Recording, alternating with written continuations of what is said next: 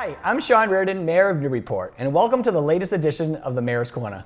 Well, I survived my trip to the gates of hell last week, so that was a lot of fun to go out there for our Halloween edition. There's so many great things going on in Newburyport during the month of October, so it was great to get outside in that wonderful area to do that fun Mayor's Corner. But we're back in the office this week, and I've got a special surprise for next week, so I'm not going to tell you what's going on, but it will definitely be Halloween related. But we can get to that later. But you know what? There were so many cool things going on in Newburyport last weekend. I don't know if people got to check out Witches' Night Out, which was last Friday night. The Chamber puts it on. The stores stay open a little later. Downtown was packed. Restaurants were packed. Stores were packed. Saw so many witches. Not only Salem has witches, right? Newburyport has witches too. So we had witches all over the place Friday night. So that was a really great event. And then we also had Oktoberfest on Saturday and Sunday. So if you were able to get down to the waterfront park, we had a beautiful couple days, great fall days. We had live music, we had a beer garden, we had some craft tables set up, and also there was a lot of Halloween and youth activities that were going on In Street. So again, kudos to the Chamber of Commerce. I mean, I think those were two great events that really got people out and enjoying our downtown. So I look forward to those events each and every year. So I thought those events were big successes. Also Friday night, we had the ALS Cup that was up at the high school. We had the girls soccer team facing Pentucket, and then the boys soccer team faced Pentucket. And Newburyport won both games. So both teams got to capture the ALS Cup. They both had 3-0 victories, which is weird too. They both had the same score victories, but they're both having really tremendously successful fall seasons, as well as a lot of our high school sports teams. So congrats to the girls and boys soccer team on their ALS Cup victory. And on that same theme, this Friday night, Newburyport boys football team will be facing North Reading. It's a huge matchup. North Reading's a really good football team this year, but it's up at the high school. It starts at 6:30, I believe. But I'm actually going to do the play-by-play. So the normal play-by-play person, legendary Richie Eaton, is out of town that night. So they asked if I wanted to fill in, and so I'll be doing that play-by-play with WBZ's own and Joppa Radio's own Drew Moholland. I think I'm saying that right. Drew is a super guy, so I'm excited to do that with Drew. He'll be the pro. But again, it's going to be a great matchup. It should be a beautiful night out. And if you can't make it and you want to listen on the radio, you're going to hear me calling play-by-play. So good luck to the Clippers tonight in their big matchup against the Hornets of North Reading. This seems like a particularly busy week. This is one of those weeks that you got up and I couldn't believe it was already Thursday because it's just been so packed full of meetings and just things going on in the city. So I'm going to try to recap a couple things real quick. First, we had a meeting yesterday, a public meeting. It started at 1 p.m. at the Senior Center around the electricity rates going up. Okay, so we've been trying to push out some information. We found out recently that National Grid is raising their rates by 64% this winter, starting November 1st. Okay, so it's going to be about 34 cents per kilowatt hour for electricity, right? So 64% is a huge markup, right? And again, we're getting into like the season where you want to make sure your heat's working. So a lot of residents are concerned. I'm concerned. I mean, I'm a resident here too, and that's really going to affect my family as well. So we set up this public meeting. National Grid actually came in and addressed the crowd. We had about 120 or so people there. I mean, it was standing room only. So again, thank you, Newburyport, for coming out. I mean, I think Newburyport is definitely that community that comes out for events like these because they do care.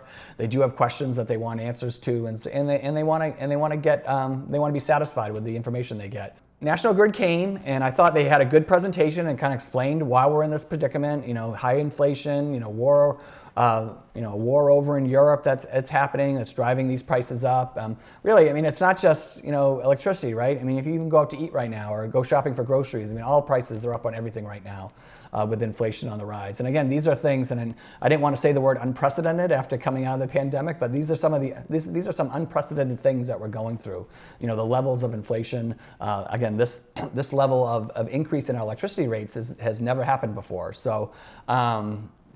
It's just concerning. So I thought National Grid did a great job just answering the question. I mean, there was no good news in there, but I thought they did a great job answering the questions and saying where they're at.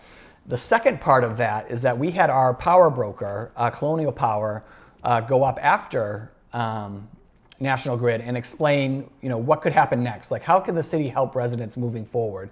So next week, I'm going to be presented with a contract through our power broker, Colonial Power, and they're going out to bid to see if they can get us a less expensive electricity rate, okay? So So part of this is we're a municipal community that can aggregate their power. So it's municipal aggregation is what we're doing, and we signed up for this many years ago. We've never taken advantage of it before, but I mean we're in a great spot because we did sign up for this. Now the rate's still going to be high, right? But it's we're looking for something better than 34 cents. That we're going to be offered by National Grid. We're going to try to get a lower rate. So we're hoping we can get somewhere in the low 20s, which immediately we're going to start, save, I don't know what the length of that contract will be. So a lot of these details will be worked out next week, and I will send out all this information on our website, on our social media. We're also I'm urging everyone to go to our website now and sign up for these types of alerts that we can give you information even quicker. And there's also going to be a big article in the paper about this as well once we get the information. We've already coordinated that with the Daily News. There'll be a press release. So we'll get all that information out to you. What's great about this is that, this will be for a certain period of time that we'll have to enter in this contract, right? And then, so immediately we'll get these results. I think actually it wouldn't kick in until January 1st. But we would get the benefits of the lower rate. But you can also opt out at every time. So, not everyone, has the bandwidth or opportunity to go out and look for third-party rates as well. And again, every one of those is different. But you have the opportunity to do that. And if you want, you can opt out. And let's say you get a better rate and opt out. But you can also opt back in to the plan as well for no charge. All right, which that was great news because we weren't sure about that. I think when Colonial Power addressed the group. So that was really great information. So I guess I'm just saying all this is like, we're here for you. This is going to be a difficult winter. So again, if you have questions, please reach out to my office. You can reach out to Molly Ettenborough in our Sustainability and Energy office. We have a wonderful energy advisory committee that Molly works with and I get to work with, who are also working to help, try to solve some of these problems and help residents. But my goal is for us to have the information for you so you can make good decisions about how we get through the next few months, particularly this winter. So hopefully I have some good news coming to everybody around this next week. What else is going on? Well, tonight we have a special joint meeting of the City Council and the School Committee upstairs here at City Hall. So I'm not telling you this so you come tonight because it's going to be over. But I am telling you that we're going to have a new school committee member after tonight's meeting. And I want to give a big shout out to NCM Hub, who is going to be upstairs tonight, and they're going to show it live, so you can actually watch it live on TV, or you can go back and watch the presentation at a later date as well. But we have 7 really fantastic candidates that applied. So you had to send in a letter of interest and a resume. And what's great about this for me is this is how I got on the school committee 5 years ago, last September, 5 years ago. I went through the same process. It was me and another gentleman. And, actually I watched it the other day just to reminisce a little bit and get some ideas for tonight. But, it's a great process. It's almost like a job interview, right? And for anyone who loves our schools and wants to do what's best for our kids here in Newburyport, it's a short term, so it's a little less than a year left on this term. Again, I mentioned a few weeks ago, Sheila Spalding resigned. So you'd be filling out Sheila's term, and Sheila did a great job on the school committee. So it's a little over a year, but what a great way to get your feet wet in the community and get to know our schools and support our kids and our teachers and our education system here in Newburyport. So I'm excited for tonight because I would not be sitting here today if I didn't go through that process and become a school committee member. And it kind of launched me to this trajectory that I'm at now, and I'm mayor of Newburyport, which is great. And I just think it's a great way to get involved. So I'm looking forward to that tonight. What else is going on?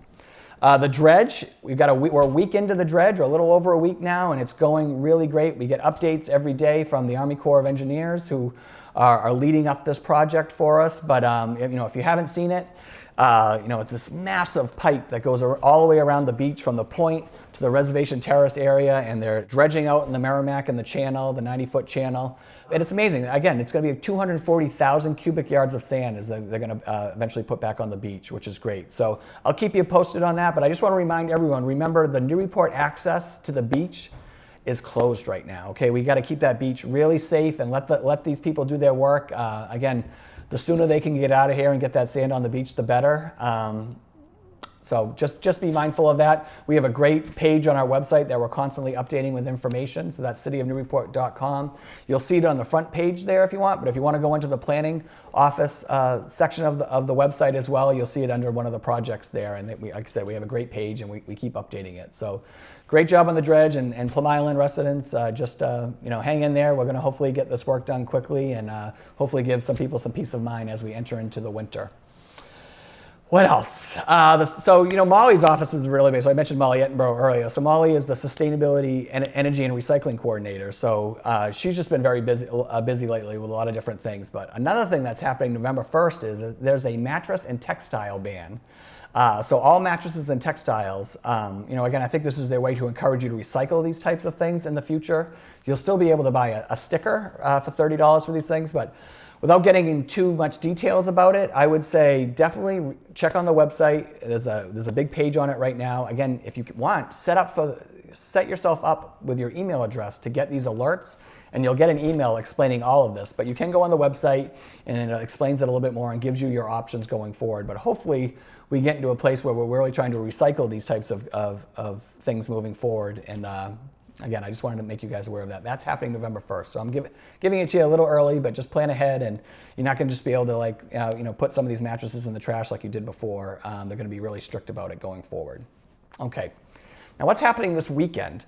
There's a paper shredding day. So if you've got all the papers all over your house and you've just been like, how am I going to get rid of all these things? Well, at the Elks Club on Saturday from 9 to 11:30, they're having a paper shredding event. So you can bring all your paper down there to get shredded. I'm sure I'll get down there with something. I'm sure I've got a box of stuff to shred around here somewhere that I've got to get rid of. But that's a great event, and so I like to let people know when that's going on, because it's a great service that they're going to provide down there.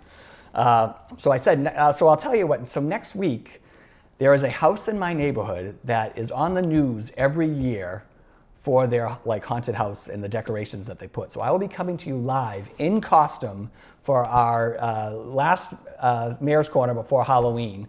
And I'm excited about it because I love, I love my neighborhood. We have lots of great neighborhoods in the town for trick-or-treating. And I've talked to friends. Everyone thinks there's this Marlborough Street is known for being just an incredible Halloween spot. I've got my friends on the West End that say oh no, Storybrooke and Virginia Lane, that's the place to be. And everyone has a great spot. Well, I think the hospital area, that's where I live, is a great neighborhood too for Halloween. Everybody gets into it. You have fire pits out on the street. You've got all the residents take it really seriously, and it's just such a fun, welcoming night for my family and myself, my family to walk around this neighborhood and interact with neighbors and enjoy Halloween. So I'm going to be coming to you from there, where we'll get to show you one of the spookiest houses in Newburyport. So I look forward to that. And finally, next week, Thursday, so the 27th. It's also my Mayor's Corner. It's also my open office hours day, but we're doing trick or treat here at City Hall. So from 5:30 to 7, if you want to get trick or treat early, it's the day before downtown trick or treat. Come to City Hall. I'm going to be in costume, and we'll get your kids kicking off the Halloween weekend right. And that's our Mayor's Corner. So I will see you next week. Enjoy the weekend and stay safe out there.